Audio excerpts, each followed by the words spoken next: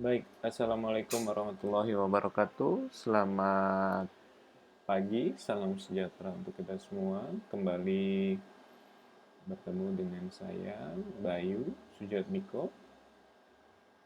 Pada pertemuan ini kita akan berdiskusi berkenaan dengan alki dan hak lintas kapal asing dalam mata kuliah Hukum Laut Internasional. Nah, untuk mempelajari itu kita harus melihat peta terlebih dahulu, melihat seperti apa garis alur laut kepulauan Indonesia yang kita miliki. Jadi teman-teman kalau melihat peta, banyak sekali ya sekarang peta-peta yang memang menggambarkan garis-garis alur laut kepulauan, zona-zona maritim. Anda bisa searching di Google, ada semua itu ya. Jadi tidak tidak menjadi problem sekarang. Nah, kalau Anda melihat garis putus-putus antara Pulau Sumatera dan Kalimantan, inilah garis alki pertama ya. Nanti di slide keberapa akan saya beritahukan secara deskriptif jalur-jalur alkinya. Dari Selat Karimata ini sampai tembus Selat Sunda. Kemudian yang kedua ini antara Pulau Kalimantan dan Sulawesi. Ini tembus nanti ada di kepulauan Pulau Bali dan Madura ya. Lombok, maaf. Kemudian yang ketiga, 4 dan 5 ini mencabang di Laut Arafuru ke arah Papua, ke arah Timor Leste dan juga ke arah Nusa Tenggara Barat. Ini nanti tepatnya kita bisa lihat ya. Nah, itu kelima garis alki ya yang bisa kita pahami bersama dan kita bisa lihat walaupun um, belum pernah melihatnya, tapi kita juga bisa membayangkan seperti apa. Baik, kita masuk ke hak lintas sekarang. Hak lintas ini saya ambil pengertian dari UNCLOS dan Undang-Undang Pelayaran ya. Hak lintas merupakan hak yang dimiliki oleh kapal-kapal asing, baik militer, niaga maupun kesehatan dan penyelamatan untuk melewati laut teritorial dan atau perairan kepulauan. Nah, berarti sebelah dalam laut teritorial atau we know with internal waters ya. Nah, ini teman-teman harus paham. Jadi kalau kita bicara internal waters berarti di dalam laut teritorial. Jadi kalau teman-teman lihat di sini berarti di dalam wilayah Indonesia melewati perairan pedalaman dari Indonesia. Itulah konsekuensi hukum yang harus diterima oleh Indonesia ketika menyatakan negaranya adalah negara kepulauan. Dulu tak sebelum 58, kalau kita lihat di peta ini, di tahun 58 yang bergaris merah ini laut-laut internasional. Jadi zona-zona ini bebas dilalui oleh kapal-kapal asing yang tidak punya izin. Nah, laut-laut teritorial kita hanya yang digaris biru ini. Nah, ini menjadi problema kenapa deklarasi Juanda kemudian kita terapkan sehingga diadopsi, alhamdulillah diadopsi oleh UNCLOS 82 untuk menutup kantong-kantong laut internasional. Nah, hak lintas sebenarnya ada dua, ya, terbagi dalam hak lintas damai dan hak lintas transit. Kalau bicara damai, simpelnya itu tidak berhenti. Jadi dia terus hanya melewati. Tapi kalau hak lintas transit, dia harus punya izin untuk bersandar ataupun berhenti di zona tambahan ataupun uh, perairan pedalaman. Nah, itu ya. Jadi perbedaannya antara terus dan transit itu saja.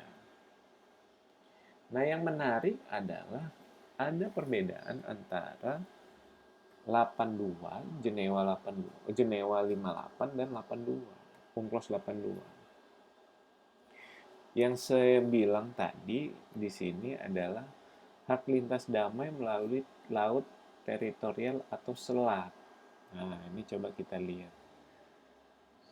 Nah, ini peta laut Indonesia di Jenewa 58. Jadi, hak lintas damai ketika memang masuk melewati selat-selat. Hanya itu saja gitu. Jadi kalau masuk ke Laut Jawa ini, Laut Arafuru, Laut Flores, Laut Banda, itu bebas-bebas aja, nggak perlu izin. Gitu. Nah, ini yang terkadang menimbulkan kerugian ya dalam sisi ekonomi ketika ada kapal yang mau transit, oke baru. Nah, kalau eh, negara-negara lain yang memanfaatkan di wilayah Indonesia kok eh, apa ya, seperti bebas-bebas saja. Nah, ini yang harus sebenarnya kita atur. Ternyata hal ini juga dialami oleh negara-negara kepulauan. Jadi kapal-kapal asing yang berdagang itu dia tidak perlu izin masuk wilayah negaranya. Nah, sedangkan di UNCLOS 82 laut teritorial itu hak lintas damai. Nah, hak lintas damai itu di laut teritorial itu bisa perairan pedalaman termasuk selat juga. Ya, perairan kepulauan. Nah, di Jenewa 58 belum ada aturan penerbangan. Nah, kalau di UNCLOS 82 pada pelayaran internasional khususnya militer dibolehkan selama tidak melebar lebih dari 15 mil. Tolong dicek kalau saya salah ya, ke kanan atau ke kiri. Nah, ini yang jadi aturannya. Kemudian di Jenewa 58 pelalui selat tidak boleh ditangguhkan. Nah, di 82 ini boleh dia transit antara perairan kepulauan di Alki ataupun di perairan pedalaman. Itu yang perbedaan yang mendasar ya. Nah, teman-teman coba lihat juga UNCLOS, apa itu Innocence Passage, kemudian apa aturannya, syarat-syaratnya seperti apa. Nah, apa juga hak lintas transit. Yang bisa kita cermati adalah ketika kita bicara lintas damai, ada poin ketiga yang harus kita cermati, terus-menerus langsung dan secepat mungkin. Nah, artinya tidak bayar, eh, eh, tidak izin pun sebenarnya untuk lintas kapal yang berjadwal itu hanya izin pertama ya, lintas kapal laut yang izin yang pertama. Kalau belum punya izin memang harus izin. Nah, dengan syarat tersebut tidak merugikan kedamaian, ketertiban dan keamanan, kemudian tidak melakukan kegiatan-kegiatan yang dilarang, contohnya mengambil ikan, berhenti, kemudian mengambil sesuatu yang ada di dalam laut, ini diperbolehkan untuk melewati perairan-perairan kepulauan dengan syarat melewati garis-garis yang sudah ditentukan oleh Indonesia. Nah, ini dalam mekanismenya perizinan itu diberikan peta koordinat ya, tidak boleh. Nah, di peta koordinat itu jalur-jalurnya diberitahu. Nah, itu seperti itu. Artinya kapal tersebut jalan tidak berhenti dan secepat mungkin. Ya, artinya memperhatikan keselamatan ya. Banyak juga terjadi tabrakan di laut. Nah, ini yang harus jadi concern kita.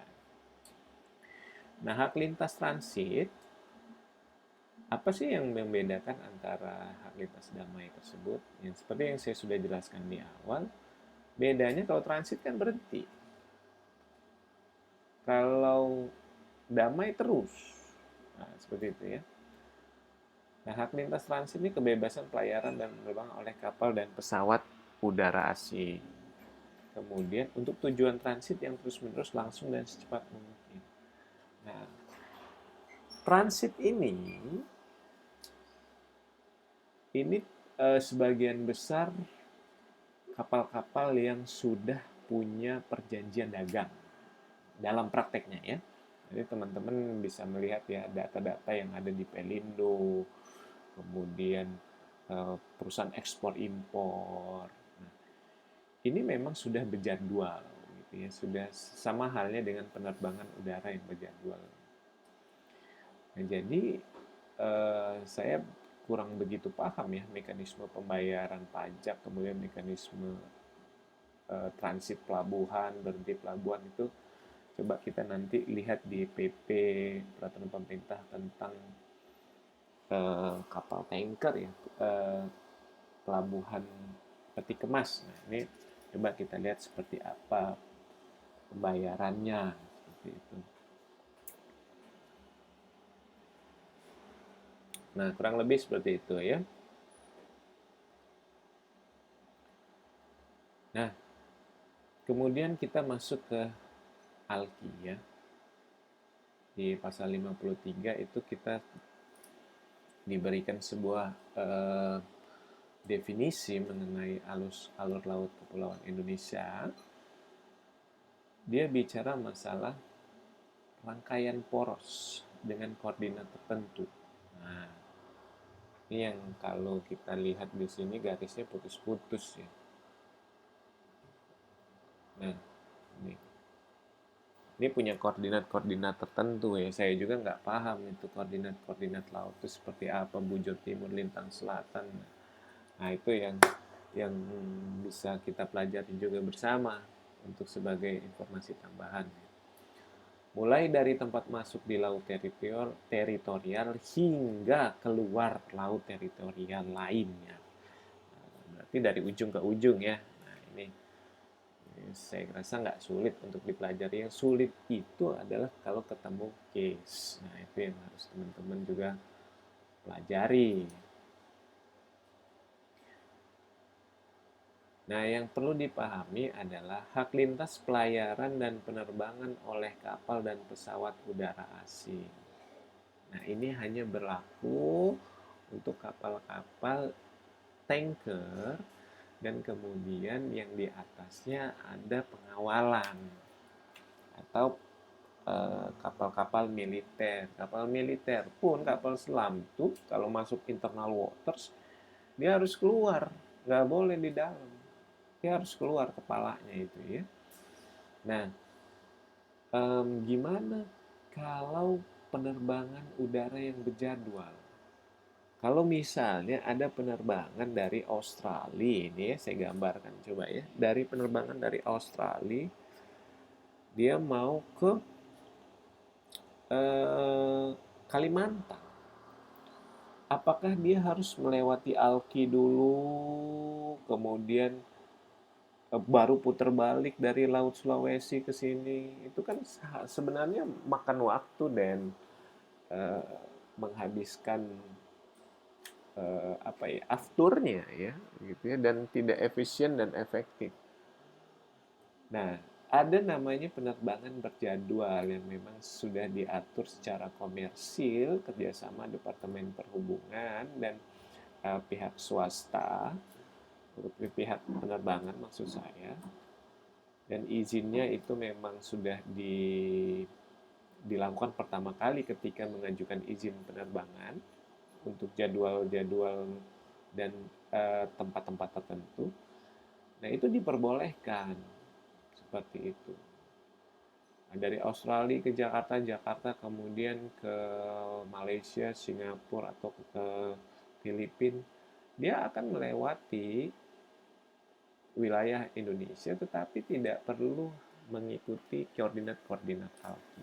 Itu untuk penerbangan yang jadwal. Begitu juga dengan pesawat militer nasional Indonesia, ya nggak perlu kalau Indonesia ya. Nah, kalau asing itu harus izin dulu.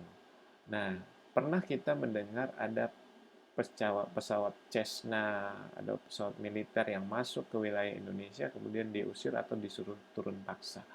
Nah, ini yang menjadi studi kasus yang buat bisa kita pelajari. Nah, kapal laut ya, kapal laut dan pesawat udara yang melewati Alki tidak boleh lebih dari 25 mil kiri dan ke kanan. Saya koreksi pernyataan saya tadi saya bilang 15 mil, ternyata 25 mil ya. Mohon maaf. Tapi teman-teman coba cek ya, di peraturan pemerintah dan di UNCLOS 82 ya. Nggak boleh ke kanan ke kirinya itu berapa. Jadi nggak boleh juga zigzag. Jadi teman-teman kalau memang, nah ditakutkan kalau zigzag ini akan menabrak kapal laut lainnya gitu atau mengganggu pelayaran kapal-kapal lain. Nah ini ya, kapal selam diwajibkan lewat di atas permukaan air. Itu ya harus kelihatan. Tapi kita nggak tahu juga punya nggak teknologi untuk mendeteksi kapal selam di bawah ya. Saya rasa punya ya.